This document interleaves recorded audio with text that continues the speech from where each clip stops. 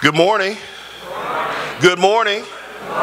We need energy this morning. We have kids coming before us to speak to us today. That's right, he's pumping his fist down here. That's what I want to see. It's my honor to come here for the second year in a row to the Life Changing Faith Church and host the MLK Oratory Contest and the host for the day's events. Again, this is my second year doing it. And I feel a little set up. You know, whenever people say glowing things about you, it's because you've been set up. I didn't know I was following Sister Coney back here. Nobody told me. You know, nobody said I was going to have to follow that.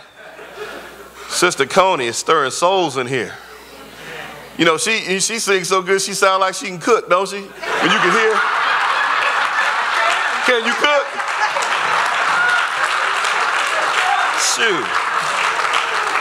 I know humming when I hear it. I know some cornbread, some collard greens somewhere around here. That's what I'm talking about. She said I can cook too. She said she co-signed that one. We're here today to talk about Dr. King. And so many people talk about him as a dreamer. And that's accurate, but he was also a worker. He organized. And he mobilized.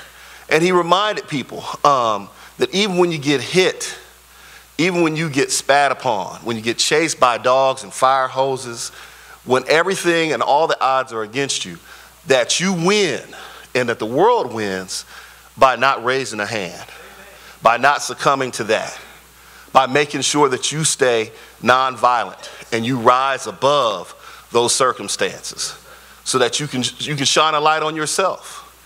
And make sure that people understand that, you know what, eventually they're going to get it. That you can't treat a person this way. You know, that you can't treat a person this way.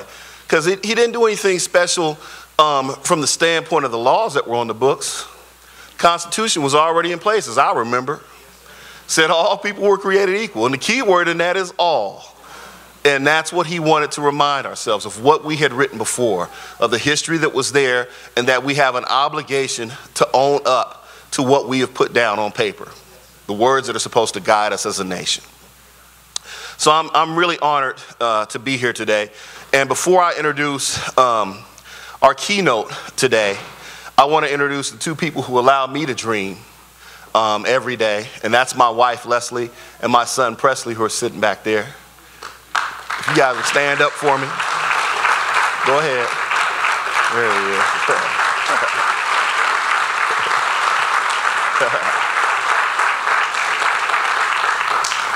You know, it's funny, you know, you can't pick your mom and dad or your uncles or aunts or grandparents or cousins, but you get to choose your wife. You know what I mean? You get to choose your spouse.